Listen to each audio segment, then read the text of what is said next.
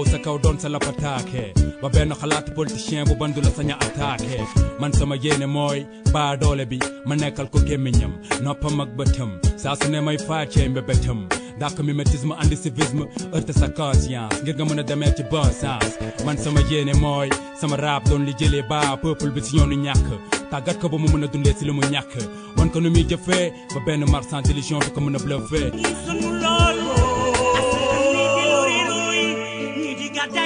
Mesdames, Mesdemoiselles, Messieurs, encore une fois, bonjour et merci de suivre votre émission Objection qui a le plaisir de recevoir ce dimanche Dr Seydou Gueye. Il est docteur en sciences de gestion. Il est également le secrétaire national chargé des alliances stratégiques. L'Alliance pour la République dirigée par le président Macky Sall. Monsieur Gueye, encore une fois, c'est un énorme plaisir de vous accueillir à Objection et merci d'avoir bien voulu accepter notre invitation. Merci Baye Oumar, le plaisir est partagé, toujours avec la même intensité et le même bonheur. Lorsque vous m'accueillez dans vos studios ici à Sud FM, qui fait partie aujourd'hui des institutions qui donnent à bien comprendre l'identité médiatique de notre pays. Bravo pour le chemin parcouru et j'espère qu'il en reste encore davantage au grand bonheur des auditeurs de Sud FM que je salue très amicalement en ce dimanche. Merci beaucoup, Dr Seydou Gueye. Vous avez été au cœur du pouvoir. Aujourd'hui, est-ce que le Sénégal est en train de vivre une simple alternative politique ou une véritable reconfiguration du pouvoir dont les conséquences marqueront durablement la démocratie sénégalaise? Écoutez, ce que je vais dire ne va pas être très très retentissant pour les Sénégalais puisque ce n'est pas encore une réponse, mais j'essaie d'expliquer leur angoisse. Ce qui est en train de se passer, c'est une grosse dépression morale et sociale. Le Sénégal nouveau qui a été promis par ces nouvelles autorités est pire que le Sénégal que nous voulons quitter. Aujourd'hui, il y a un régime qui s'est installé sur la base un peu d'ambiguïté fondatrice. Puisque les Sénégalais n'avaient toujours pas compris et on ne peut pas accepter ce concept fondateur de ce pouvoir qui dit Sonko Moïse Diomaye. Même à l'état civil, ce n'est pas possible. Ce n'est pas possible. Qu'est-ce qui se passe pour les Sénégalais? De l'angoisse, de la dépression, la généralisation des souffrances collectives et des autorités qui ont une pratique sulfureuse vis-à-vis des institutions de la République. Aujourd'hui, le pays est en crise. Et la crise, elle est économique, elle est sociale, elle est même anthropologique. Et quelle est votre part de responsabilité, vous, de l'ancien régime? Notre part de responsabilité, que connaissent les Sénégalais. Par une posture politiquement correcte, on ne se défausse pas. Notre responsabilité a été la suivante. Mettre le Sénégal sur les bases de l'émergence et nous y sommes parvenus, puisque nous avons réussi à créer les bases, les véritables bases du développement. À quel prix? Peu importe, important. Puisqu'on parlera de la dette si vous le souhaitez. Mais au moins, il faut accepter que le bilan du président Macky Sall est un bilan globalement positif sur beaucoup d'aspects. Vous prenez le chantier social, il y a eu des réalisations au grand bénéfice des populations. La question revient à quel prix, monsieur? J'y arriverai, oui. Mais au moins, pour bien savoir la valeur d'une marchandise, il faut bien la comprendre. Le prix que nous avons payé pour avoir ces infrastructures, pour consolider notre vivre ensemble, pour venir au secours des plus pauvres, des plus précarisés à travers des bourses de sécurité familiale, la couverture maladie universelle, les infrastructures. Et en vérité, on peut tous s'accorder sur une chose. Le bilan du président Macky Sall, on peut le définir comme une mise en expansion économique au niveau du territoire national à travers un concept très efficace, la territorialisation des politiques publiques, l'inclusion sociale et la justice sociale. Comme tous les pays du monde, oui, le Sénégal s'endette pour investir dans des secteurs productifs. Et vous avez quitté le Sénégal avec 35% de taux de pauvreté. Oui, et on est parti d'où? On est parti d'où, Baye Omar? Après les DRSP, on était à plus de 50 et quelques % de taux de pauvreté et de précarité. L'action énergique, avec une orientation et un contenu social très riche de notre croissance sur les 10 dernières années a permis de résorber ce taux de pauvreté. Il en restera, il en reste encore. Et un taux de chômage des jeunes. Problème de dimension mondiale. 2%. De dimension mondiale. Oui. De dimension mondiale. Mais ce qui a été apporté comme élément de réponse, c'est Réunoui, par exemple. Réunoui, c'est près de 70 000 emplois, ce qui correspond à plus de la moitié de l'effectif total de la fonction publique. Ces politiques auraient été poursuivies. Le Sénégal n'aurait pas quitté sa trajectoire d'émergence. Mais voilà qu'un nouveau pouvoir arrive, sur la base, je disais, d'ambiguïtés fondatrices, dont la première était Sonko Moïse Diomaye, ce que j'ai évoqué. Mais la deuxième, c'est une promesse d'une rupture intenable. Puisque, en vérité, là où il y a un malentendu, les nouvelles autorités nous parlent de révolution. Moi, je n'ai jamais entendu au monde une révolution étant l'issue de consultations électorales. Une révolution ne sort pas des élections. Ce qui sort des élections, c'est une alternance. Et là, honneur à tous les Sénégalais, félicitations à tous les Sénégalais qui, en 24 ans, ont réalisé la troisième alternance démocratique et pacifique. Ça veut dire quoi?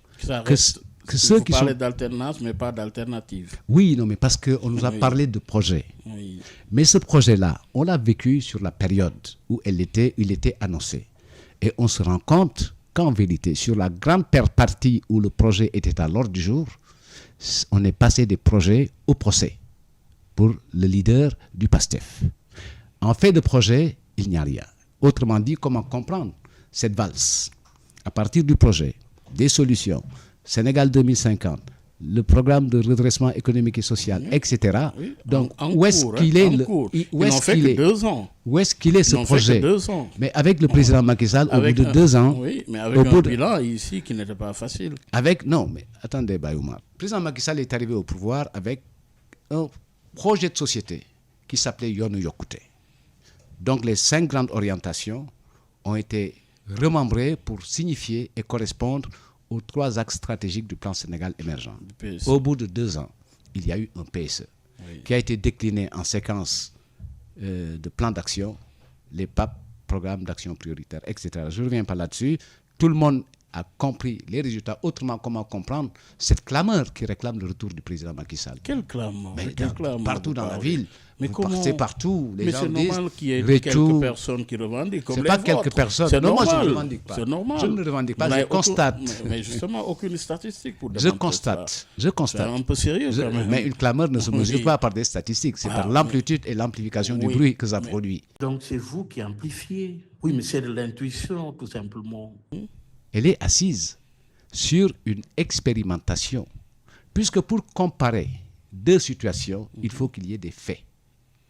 Les faits du bilan du président Macky Sall, de la vision, de l'orientation, de la méthode sont connus et partagés de tout le monde. Les faits et les actes du nouveau pouvoir sont connus de tout le monde. Ça signifie quoi? Régression démocratique, crise économique, difficulté de vie pour tous les Sénégalais et incertitude institutionnelle, puisque les nouvelles autorités nous ont habitués à une pratique sulfureuse du pouvoir. Là où les Sénégalais attendaient une gouvernance apaisée, avec un respect des corps intermédiaires, un respect de l'opposition, c'est pratiquement du Djaïdrolé et du Maït. Qu'est-ce que vous avez fait connaître, vous, aux Sénégalais? Ce qu'on a fait connaître plus que ça. Qu'est-ce qu'on a fait connaître aux Sénégalais? Dans quel sens? Le rapport de force ici était comment?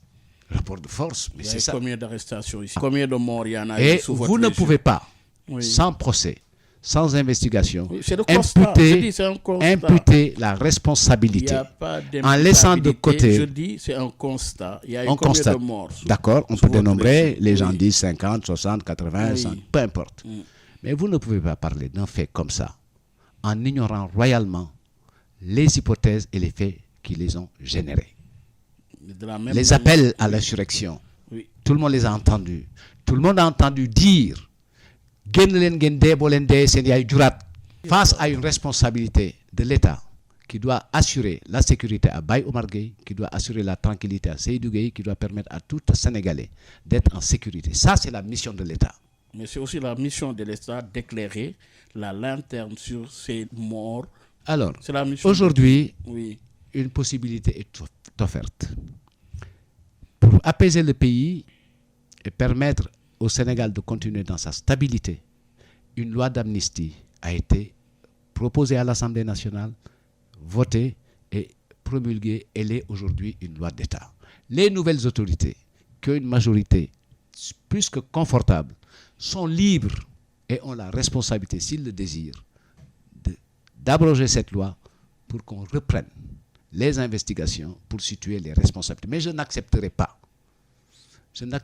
absolument pas qu'on impute une telle responsabilité sans enquête, sans investigation au pouvoir sortant. De la même manière que les familles des victimes exigent aussi, avec la même intensité, justice par rapport aux morts. Mais c'est leur droit fondamental et les autorités doivent les accompagner pour donner un débouché à ce droit. C'est-à-dire, je préfère qu'il y ait des investigations, qu'il y ait une décision de justice, n'est-ce pas, sur laquelle on s'appuie pour, indemniser les victimes ou les familles des victimes, sur la base, rendre la justice, plutôt que d'avoir l'option de dire on indemnise à hauteur d'1 milliard ou 3 milliards avec des chiffres contradictoires les martyrs.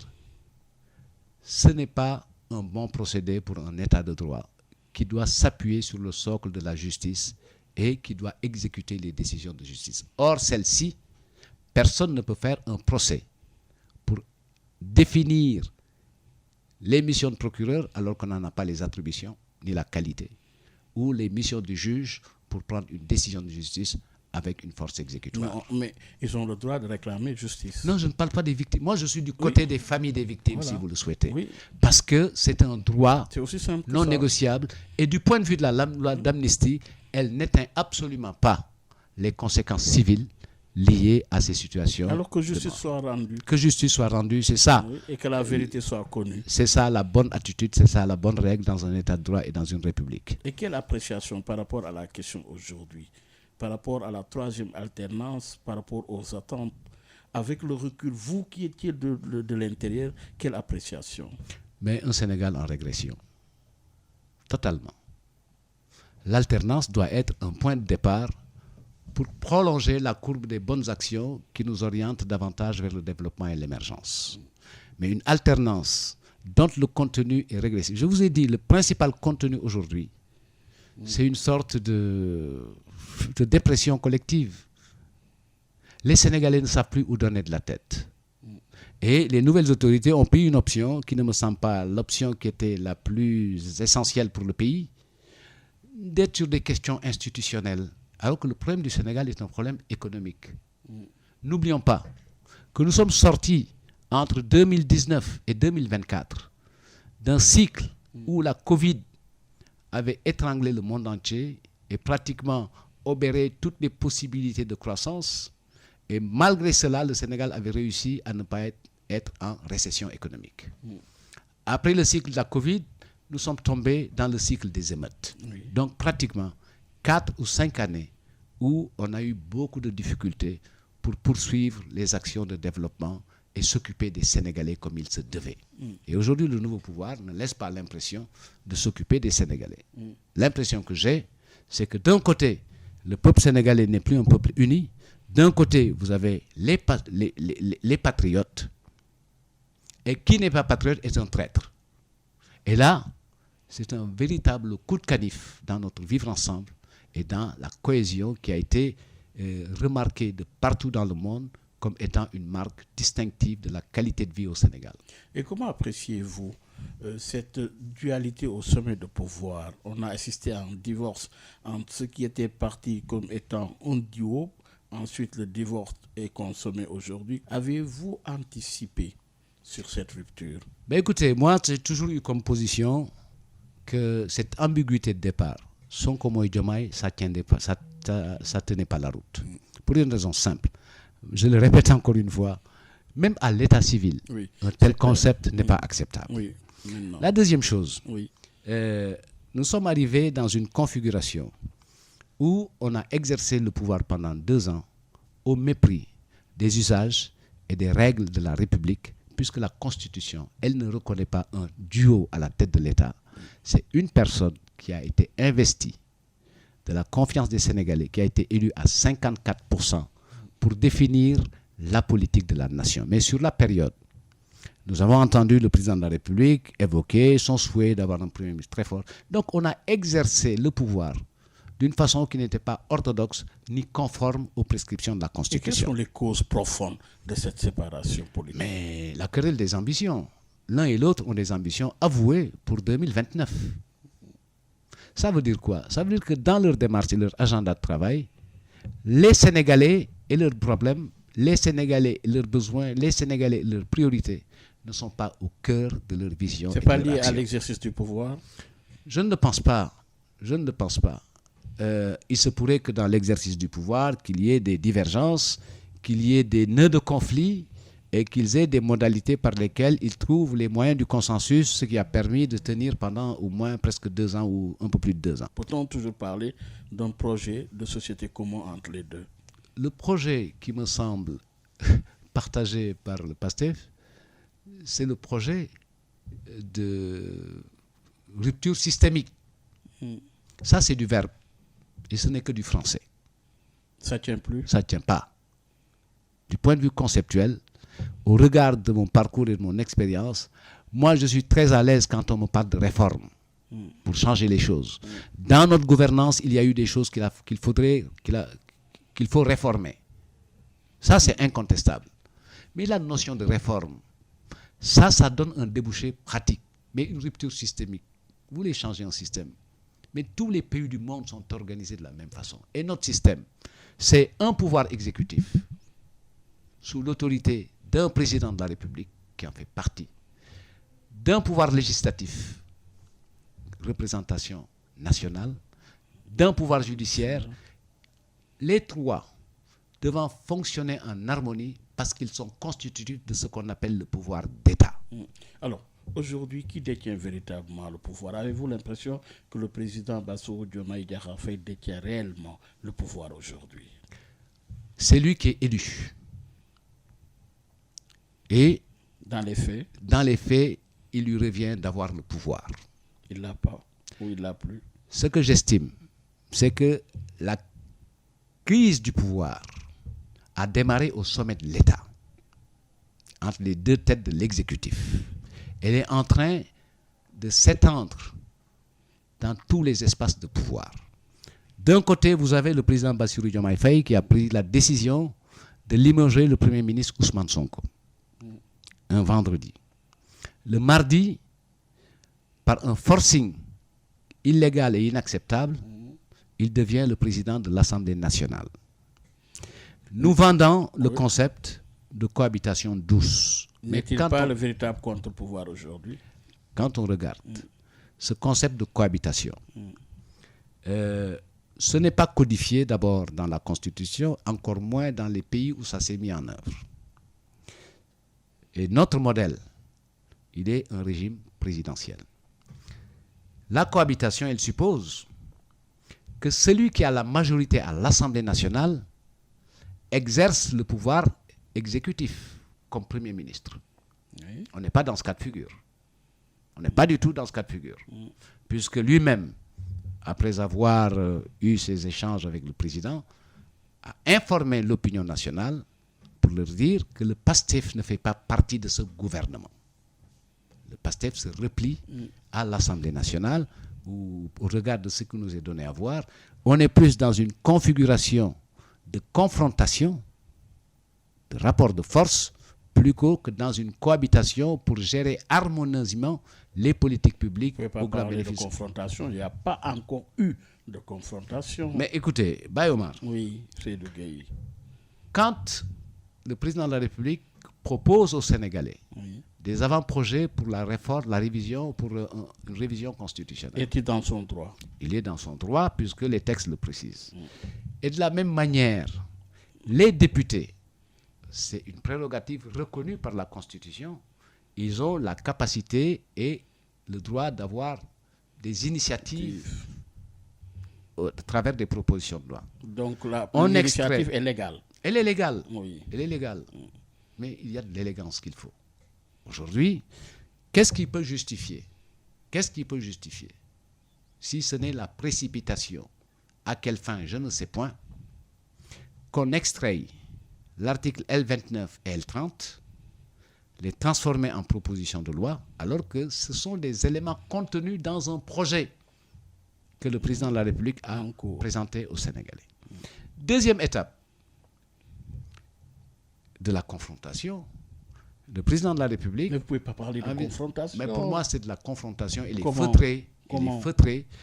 Si ce n'est de la confrontation, c'est de la concurrence déloyale et l'usurpation de paternité, comme le dit l'un d'entre eux.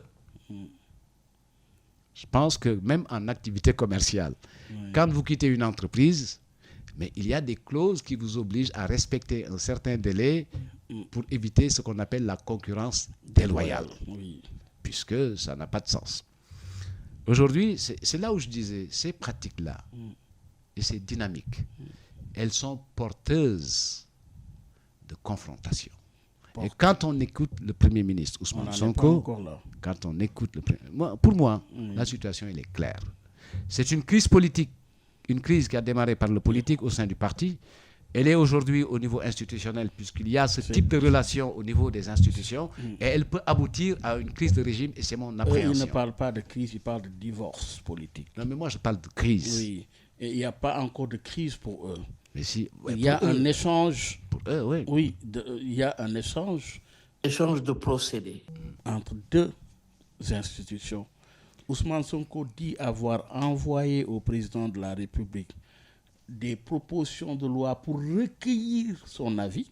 Et il a donné un ultimatum. Le samedi matin, le président Ousmane Sonko a tenu une réunion de la conférence des présidents et il a l'avis du président de la République. Il est le seul à le savoir. Tout à fait. Le bureau de l'Assemblée va devoir passer à la deuxième phase. Les deux dates pour examiner cette proposition de loi ont été fixées en commission et en plénière. C'est ça. Et alors que l'avis du président de la République mais conditionne. Mais non, ne le lis pas. Ne le lis pas. Ne le lis pas. Ne le lis pas. Il est libre. Oui, donc mais au moins, il faut constater une chose, Bayomar, la question de fond.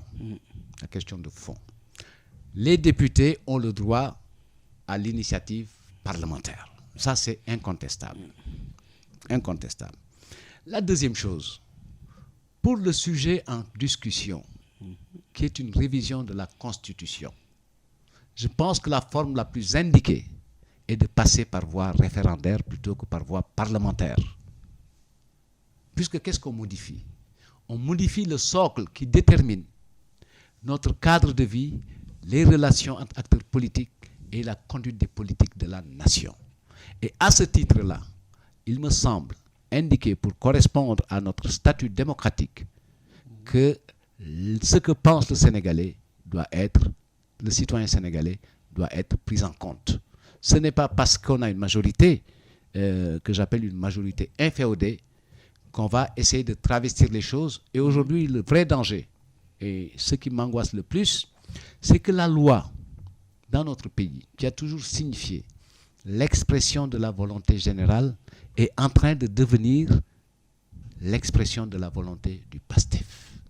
Et ça, c'est un danger, et c'est très régressif et préoccupant. C'est votre opinion, c'est invité d'objection. Aujourd'hui, avez-vous l'impression que le Sénégal entre dans une cohabitation inédite entre un président de la République, chef de l'exécutif, et un président de l'Assemblée nationale qui détient la majorité parlementaire? Mais pour moi, ce n'est pas de la cohabitation. Pour moi, le schéma de la cohabitation, c'est une perspective d'un fonctionnement harmonieux. Ce n'est pas une confrontation à partir des positions et d'un rapport de force. C'est respecter les prérogatives du président de la République, laisser se développer les prérogatives du Premier ministre et laisser à l'Assemblée nationale sa responsabilité. Jusqu'ici, ce qui se met en œuvre, ce sont des politiques publiques. Elles sont définies par le président de la République et mises en œuvre par le gouvernement. Maintenant, si l'objet de cette confrontation est de déplacer le centre du pouvoir politique, de le retirer du pouvoir exécutif pour l'amener à l'Assemblée nationale, on est dans un autre cas de figure, mais ça ne me semble pas être de la cohabitation, ça me semble être de la confrontation, et ça me semble être expressive d'une crise de nos institutions. Est-ce que cette dualité constatée ne ralentit pas les réformes tendues par les Sénégalais? Je pense que les réformes attendues par les Sénégalais, c'est de trouver les moyens de modifier les conditions d'exercice de leur activité. Le monde de l'entreprise est en difficulté. Est-ce que cette dualité ne ralentit pas? Mais nécessairement, puisque depuis que le pouvoir est sur place, est installé, il ne s'est absolument rien passé, sinon des accusations sur la dette, odieuse, dette cachée, mais aucune solution pour les chefs d'entreprise. Les manufactures tombent, les entreprises ferment, les salariés n'ont plus de revenus. Les ménages sont étranglés. Le président a donné des instructions au Premier ministre de payer la dette intérieure. Oui, et je pense que ça, c'est emblématique d'une volonté, d'un virage économique, mais qui me préoccupe aussi. En quoi? Puisque quand on a entendu M. le Premier ministre Lo évoquer un peu le sens de sa mission et de sa présidence à la primature, il a évoqué des questions qui sont importantes, urgentes du point de vue économique. Mais ce qui m'inquiète, c'est que autant il dit que le virage et le sursaut que nous voulons, il est de portée économique, mais nous maintenons le cap, nous ne changeons pas de cap. Alors que le cap qui a été dressé est un cap totalement orienté vers un règlement de compte. Apparemment, l'APR n'est pas favorable à l'avènement de Lo à la tête du gouvernement. Mais l'APR se positionne, peu importe le Premier ministre, l'APR fait son travail d'opposant. Il ne s'agit pas d'une opposition ad hominem ou autre. Qui puisse être Premier ministre, il a le respect qui est dû à tout Premier ministre du Sénégal. Mais l'APR se réserve la liberté intégrale de porter un avis critique sur les politiques publiques. Quand elles sont bonnes, l'APR dit que c'est bien. Quand elles ne sont pas bonnes, l'APR dit que ce n'est pas bien. Y a-t-il risque d'aller vers un blocage des institutions? On va vers ça. Dans les mois à venir? Puisque moi, la question qui me semble essentielle, les Sénégalais sont en droit d'être informés de l'avis du président de la République sur le projet de révision constitutionnelle. Oui. Est-ce que le président veut un référendum? Je ne sais pas. Est-ce que les Sénégalais se satisferont? Moi, je souhaite un référendum. La dissolution de l'Assemblée nationale? Non, un référendum. Oui, par rapport aux réformes. Par rapport aux réformes. Oui. La dissolution de l'Assemblée nationale, je laisse au président de la République le loisir et la prérogative pleine et entière d'y pourvoir, puisque c'est ça que la Constitution lui reconnaît. Et il ne faudrait pas qu'on s'amuse à faire de notre président de la République un président impotent. Dites-nous, Seydou Gueye, invité d'objection, est-ce que le président Bassirou Diomaye Faye peut, dans la situation actuelle, gouverner durablement sans l'appui politique de PASTEF?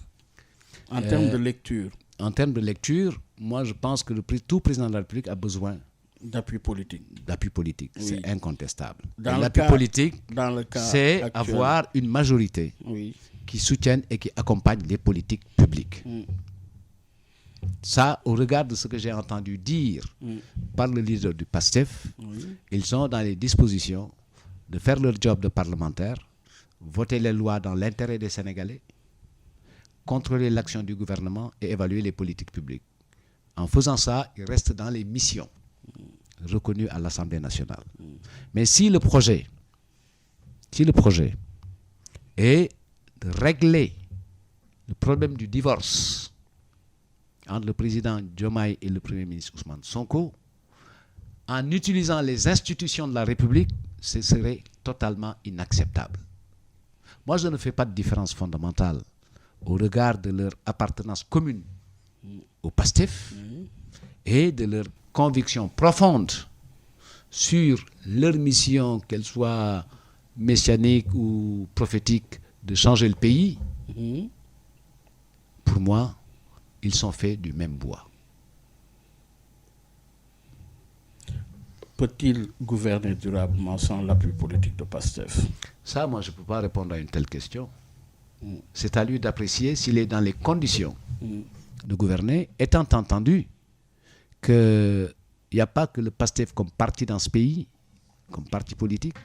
Le PASTEF est majoritaire, est très largement majoritaire à l'Assemblée nationale, qui est un instrument qui accompagne les politiques mises en œuvre par le président de la République. Pour l'instant, même si je ne prends pas pour argent comptant la posture de coopération entre les différentes institutions, mais je ne suis pas naïf. Il y a un risque et nous avons les repères et les balises qui vont peut-être nous conduire vers une crise de régime. Je l'ai dit tout à l'heure. J'ai dit cette crise-là, elle est d'abord politique, Elle entre dans un cycle institutionnel avec ce bras de fer et cette confrontation sur les propositions de loi, sur les projets de loi présentés par le président de la République, endossés par des députés en lieu et place du président de la République, un ultimatum qu'on donne au président de la République, un avis qui est donné par le président de la République que personne ne connaît, ne sait, sauf l'ancien Premier ministre Ousmane Sonko. Et vous parlez de crise de régime. Ah ben moi j'appréhende ça. Gravissime, dites-vous. Extrêmement dangereux pour notre pays. Extrêmement dangereux. À quelle fin? Ah, je ne sais pas. Mais au nom d'ambitions concurrentes, mais ils sont prêts à tout. Et qui sort vainqueur de cette situation? Je ne sais pas. Bassirou Diomaye Faye ou Sonko? Je ne sais pas, mais je sais que si le Sénégal et les Sénégalais, républicains et démocrates, ne se lèvent pas pour préserver leur bijou de famille, qui est la République, ce seront les Sénégalais les principaux perdants. À l'heure actuelle, et qui sort renforcé de cette situation, Sonko ou Diomaye? Mais je ne sais pas, je ne peux pas faire une comptabilité comme ça. Ce que je sais, c'est que jusqu'ici, notre questionnement et notre protocole parlent de Sonko et de Diomaye. Et les Sénégalais, ils sont où? Qu'est-ce qu'il faut faire pour eux? Ceux qui ont du mal à payer les loyers, ceux qui ont du mal à se déplacer, ceux qui ont du mal à se soigner, ceux qui ont du mal à terminer les fins de mois. À la fin du mois, à la fin du salaire, pour ceux qui en ont, il reste tout le mois. Seydou Gueye, dites-nous, cette séparation annonce-t-elle la bataille politique, la bataille présidentielle de 2029? Mais c'est ça qui est à la base. Je vous dis, les ambitions concurrentielles pour 2029 ont généré cette ambiance et puis cette relation très heurtée, même si pour l'instant c'est à fleur et moucheté. Je pense qu'on est dans un schéma de confrontation qui sera très toxique pour le pays. La réconciliation entre les deux est exclue? Ou pensez-vous qu'une réconciliation est possible entre Bassirou Diomaye Faye et Ousmane Sonko? Ça, ce n'est pas ma préoccupation principale. La préoccupation principale que j'ai, c'est comment faire pour combattre ce régime au quotidien, le battre en 2027 et le remplacer en 2029. Puisque l'opposition qui est en train de se consolider, de s'unir, constitue une alternative. Mais pour l'Alliance pour la République, c'est ça la ligne politique. Oui. Combattre le PASTEF au quotidien, le battre en 2027 lors des élections territoriales et le remplacer, puisque nous sommes le creuset de l'alternative. Est-elle en train de profiter de cette situation, cette opposition dont vous faites allusion? Elle est en train de s'organiser, puisque à chaque jour suffit sa peine. Nous sommes dans le temps de l'organisation et de la consolidation. À la Médina. Avec une très belle mobilisation des femmes du FDR, qui ont décidé de donner le coup d'envoi. C'est l'alliance autour de Khalifa Sall? Non, pas du tout. C'est une alliance autour de partis, dont le parti de Khalifa Sall, dont de l'APR, dont le parti de Modou Diagne Fada, etc. C'est plus de 80 partis qui ont décidé, au FDR, le Front pour la défense de la démocratie et de la République, qui ont décidé d'aller ensemble dans le cadre d'un outil de résistance. Et aujourd'hui, on est en train d'étudier les modalités. On a acté notre volonté de transformer. Qu'est-ce qui vous unit? Ce qui nous unit, c'est une convergence de vues sur la pratique. Concrètement sur quoi? Sur la défense des libertés. Et nous avons pris en charge les préoccupations des journalistes qui ont été emprisonnés, des chroniqueurs qui ont été arrêtés, des hommes politiques qui ont été aberrés. Et nous avons décidé de rester sur cette ligne de résistance pour préserver la démocratie et sauver la République. Notre option, c'est jouer la démocratie jusqu'au bout et défendre la République sans concession. C'est ça qui nous unit. La deuxième chose qui va nous unir, on est en train d'y travailler, c'est de passer de cet instrument de résistance à un instrument de conquête du pouvoir à travers une coalition électorale qui viendra s'agripper, s'arrimer autour d'une coalition qui est Takku Wallu, qui, dans le cadre de l'opposition parlementaire, est en train d'accomplir un travail extraordinaire. Donc les femmes ont donné le coup d'envoi à la Médina ce week-end, pour dire qu'on ne peut plus continuer à laisser ceux qui sont au pouvoir nous traiter comme des moins que rien. Mais le retard se creuse davantage entre vous et le PASTEF. Oui, le PASTEF est au pouvoir. Mais au quotidien, ce dont on se rend compte, si vous regardez à peu près quelle est ce qu'on peut appeler la notoriété du PASTEF entre 2022, entre 2024, quand ils sont arrivés au pouvoir, et aujourd'hui, je pense que les données ne sont plus les mêmes. Vous pensez qu'il risque une issue prématurée du pouvoir? Non, je crois que le PASTEF risque d'être très très rapidement dans la situation prématurée d'être des anciens. Ah oui. Ah, absolument. Puisque au rythme où vont les choses, on vous entend craignez tous une les issue jours, au quotidien, on entend réccu nañu Macky Sall baal ñu juum nañu li fi nekkoon moo fi gën, ça, voilà. Donc c'est un peu ça qui est dans les rues et dans les chaumières, on parle de ça. Et les gens l'argumentent en disant mais c'est un régime qui n'a pas de compétences, qui n'a pas de générosité, qui n'a pas d'intelligence, c'est un régime revanchard, qui a construit une politique toxique pour le Sénégal, puisque la politique qu'ils ont développée sur les 2 premières années n'a pas été profitable aux Sénégalais, puisqu'elle a porté sur une judiciarisation outrancière de l'action publique. Combien d'hommes politiques et de responsables de l'APR ont été mis en prison, libérés, sans que les dossiers établissent véritablement leur culpabilité? Ça, c'est un. Donc, la perspective, c'était sortir Macky Sall de la tête des Sénégalais et décimer l'APR. Ils n'y arriveront pas, puisque ce n'est pas possible. La deuxième, c'est la fiscalisation outrancière de l'activité des Sénégalais. Aujourd'hui, quand vous achetez du carburant, vous payez en espèces, on vous prend une taxe. Vous prenez un café dans un restaurant, on vous fout une taxe. Il reste juste à taxer les combines des femmes là dans les quartiers, les avec là. Ils les taxer et puis mourir. Parce qu'il n'y a pas de perspective hors fiscalisation. Et quelles sont les véritables attentes des Sénégalais aujourd'hui, selon vous? Les Sénégalais, les véritables mais leurs attentes, références politiques ou amélioration du pouvoir d'achat? Les références des Sénégalais n'ont jamais changé, leurs attentes. Du président Senghor au président Bassirou Diomaye Faye. Les Sénégalais, ce qu'ils veulent, c'est vivre heureux et en paix. Les Sénégalais veulent pouvoir se nourrir leurs enfants, les envoyer à l'école, trouver du boulot, pouvoir se soigner et vivre dans un environnement apaisé. Tous les Sénégalais veulent travailler, rentrer, dîner avec leur famille, s'occuper de leurs enfants à l'école, nan ataya. Et puis li ci des nga jaamu ci Yàlla. C'est ça que les Sénégalais veulent. Et donc, celui qui est mandaté, parce que les Sénégalais ont investi leur espoir et leur confiance à cette mission. Chacun, pendant la période où il est au pouvoir, doit s'atteler à ça et s'occuper de ça. Les Sénégalais ne veulent pas une querelle de chef. Les Sénégalais ne veulent pas un conflit entre 2 frères que sont le président Bassirou Diomaye et le premier ministre Ousmane Sonko, qui ont des relations qu'ils ont partagées avec les Sénégalais. Le nom de la mère de l'un, la fille de l'un porte le nom de la mère de l'autre, etc. Des relations qui, dans nos codes traditionnels, signifient une véritable fraternité. Et c'est cette fraternité-là qui est en train de dégénérer en animosité, en hostilité.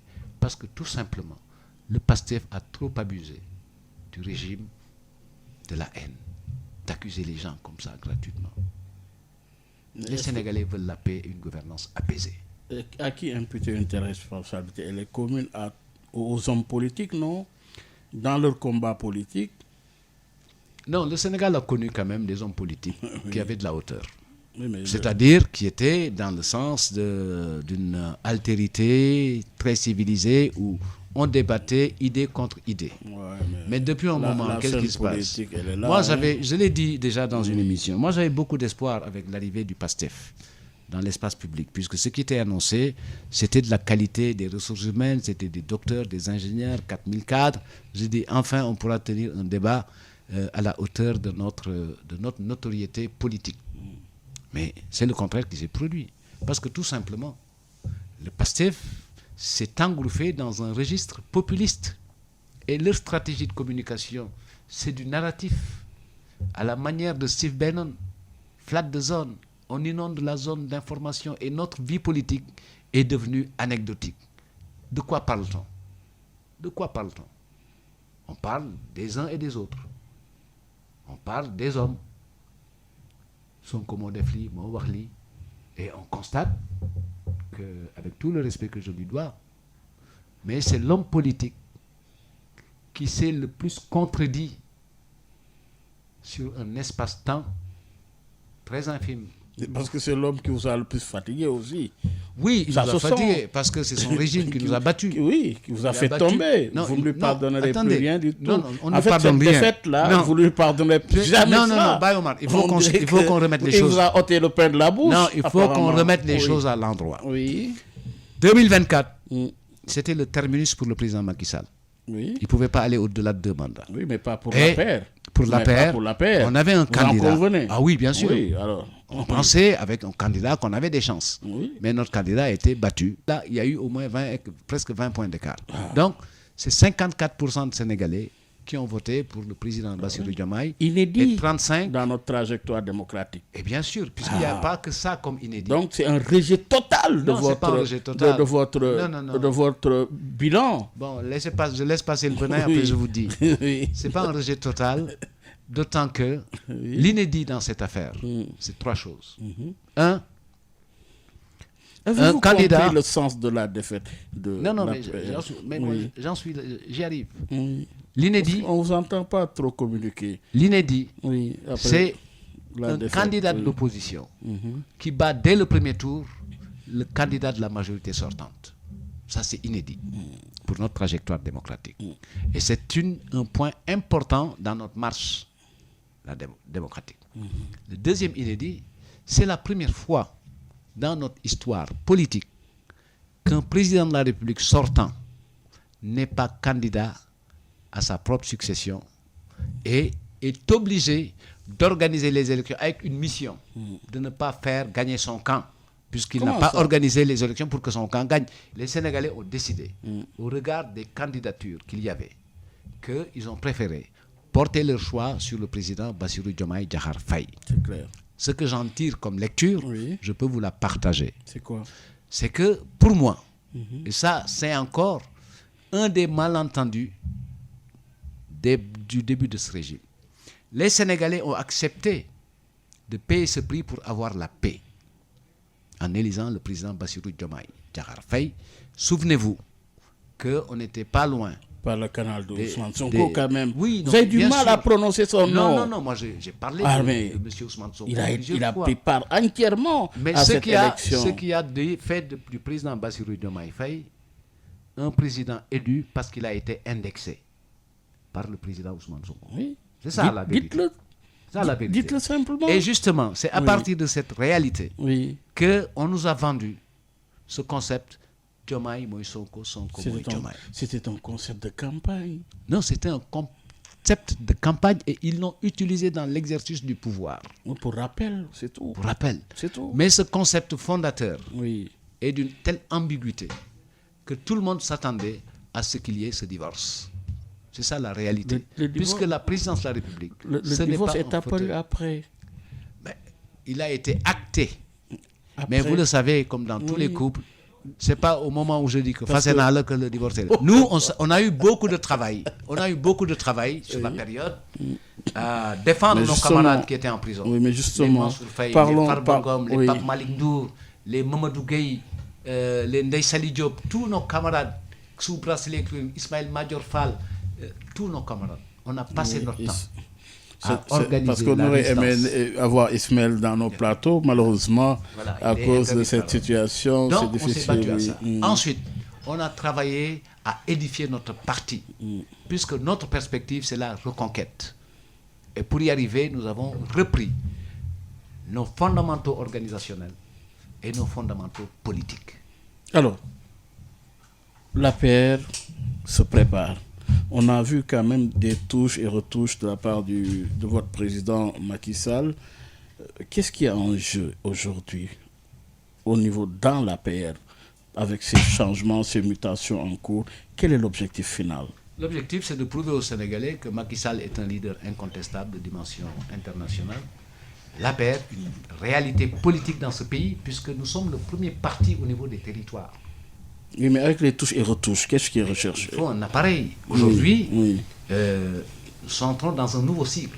Et si vous analysez très très bien ce qui est en train de se passer, C'est quoi? Expliquez-nous un peu. les jeunes qui ont été mis en position ont été les jeunes des premières heures avec des mouvements comme le maire, le mouvement des étudiants et élèves républicains, la COJER, la coordination des jeunesses républicaines. C'est eux qui sont arrivés maintenant aux positions de responsabilité. Puisque pour la plupart d'entre eux, ils ont par ailleurs, sur les 17 ans de vie de l'APR, ils ont eu des expériences qualifiantes. Les uns étaient parlementaires, les autres étaient directeurs généraux. Donc, ils ont continué la vie politique tout en développant des compétences qui leur permettent d'être à la tête d'organisation pour les animer et les faire avancer. Et c'était une demande, parce que c'est ça, l'histoire des partis politiques et des organisations. Il faut un leadership renouvelé, il faut un leadership partagé, et il faut un leadership transformationnel. Donc ce sont des militants de grande qualité, et ce sont des personnes qui sont très compétentes. Parce que nous avons une stratégie, les donnes ne sont plus les mêmes, le contexte a changé, les paramètres ont changé, donc il faut être dans le temps du monde. Et le temps du monde, c'est gérer justement la pluralité en démocratie. C'est pas gérer la majorité ou le fait de la majorité massive. Au niveau des alliances, vous êtes le secrétaire national chargé des alliances. Vous en êtes où aujourd'hui? Vous avez parlé d'alliance avec FDR. Oui. Non, je veux être plus clair. Oui. Au niveau Nous des sommes alliances, dans le cadre. Oui. L'Alliance pour la République a une alliance Oui. qui s'appelle Takuwalu, Ok. qui a un groupe parlementaire à l'Assemblée nationale. C'est ça. le produit d'une alliance.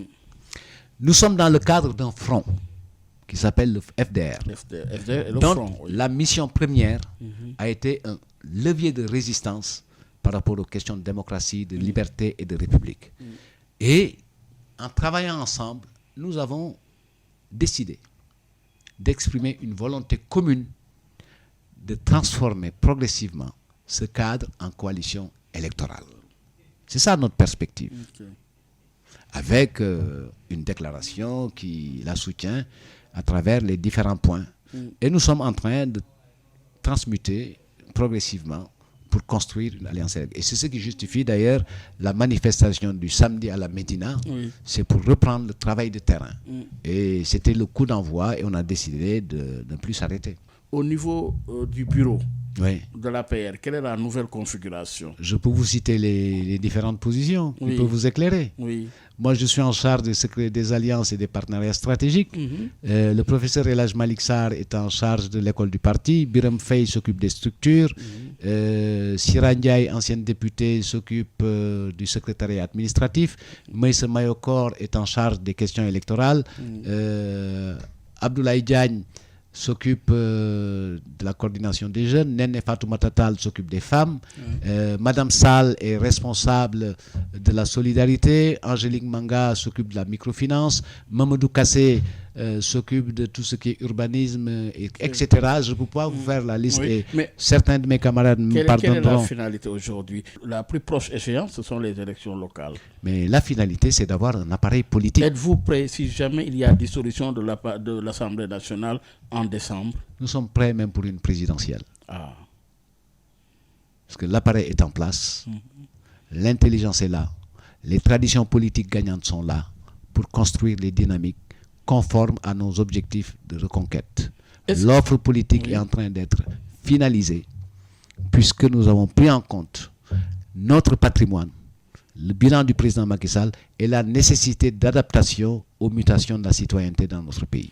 Et y a-t-il des partis exclus dans le cadre des perspectives d'alliance? Vous êtes le secrétaire chargé des alliances. Est-ce qu'il y a des partis exclus en perspective? Mes termes de référence, c'est de rassembler dans des relations harmonieuses d'alliance tous les démocrates et républicains, quelle que soit leur forme d'organisation. Et ça, travailler sur des alliances au niveau de l'Alliance pour la République n'est pas une chose difficile, puisque la notion d'alliance et de partenariat est dans l'ADN de l'APR. L'APR n'est jamais allée aux élections toute seule. Elle a toujours été en alliance, présente dans les élections. Et qu'elle a remporté de façon brillante. Sur 12 ou 13 élections, l'APR n'en a perdu qu'une seule, c'était celle de 2024. Et le débat sur le report ou le respect du calendrier électoral, vous en êtes où? Nous voulons le respect du calendrier électoral. Pas de report. Pas de report. Tout report est exclu. Maintenant, j'ai entendu l'ancien Premier ministre Ousmane Sonko dire la même chose que nous, partager la même position que nous. Je pense qu'on peut légitimement le suspecter d'avoir été d'accord pour un report et maintenant qu'il n'est plus avec eux, il n'est plus d'accord. Mais ce qui compte, c'est de les tenir. En étant un peu plus pondéré, je dirais tout simplement que voilà, les élections territoriales n'ont jamais été, à quelques exceptions près, tenues à date due. Ça, c'est une particularité de notre système. Parce que j'estime que c'est des élections souvent très difficiles pour le pouvoir. Et ils savent que lorsque vous perdez ces élections, des élections qui de aurait intérêt à un report? Certainement le pouvoir. Quand le pouvoir, il est maintenant deux. Vous avez le côté non, je suis d'accord. D'un côté, Ousmane est au pouvoir, Sonko dans l'opposition. C'est ce que vous voulez dire. Non, il y a Diomaye qui est au pouvoir, Sonko est à la périphérie. Non, Ousmane est au pouvoir en tant que... Et puis Sonko est dans l'opposition. C'est ce que vous voulez dire. Mais l'un dans l'autre, ce qui importe, c'est de considérer qu'un homme politique averti, tout le monde doit être conscient, et ils sont très conscients de l'impact des résultats aux élections territoriales, qui sont pratiquement des élections de mi-mandat, qui préfigurent de ce qui se passera. 2009, le positionnement de l'opposition avec Benno Siggil Sénégal a indiqué au PDS que 2012, le pouvoir risquait d'être perdu. 96, tumulte, 2000, Diouf perd. Nous, on perd en 2022 et on perd en 2024. Donc, ce sont des élections importantes. Et je pense que le président de la République a ça en perspective. Mais sa responsabilité, ce n'est pas de s'occuper de ça. Sa responsabilité, c'est de prendre toutes les dispositions pour que les élections se tiennent à date. Et d'organiser les élections, non pas pour faire gagner son camp, comme je l'ai dit tout à l'heure, mais pour faire triompher la démocratie. Et la démocratie ne triomphe que quand on respecte l'expression du suffrage des Sénégalais. Et quel est l'état de notre démocratie à l'heure actuelle? Dernière question. Mais je pense que comme beaucoup de pays du monde, notre démocratie est en crise. Elle se manifeste sous différentes formes. Aux États-Unis, la crise de la démocratie se manifeste d'une différente. En France, quand vous prenez la crise de la démocratie, vous prenez juste l'exemple du 49.3, qui est un instrument constitutionnel, et les partis politiques, par l'usage abusif du 49.3, considèrent que c'est un instrument de brutalité. Et nous vivons une crise de la démocratie à travers des expressions comme ça, un pouvoir qui fait bloc, qui finit par se fracturer et qui nous offre comme schéma et comme perspective une confrontation politique dont les Sénégalais sont les principaux perdants. Alors, Seydou Gueye, vous parliez tout à l'heure de brutalité.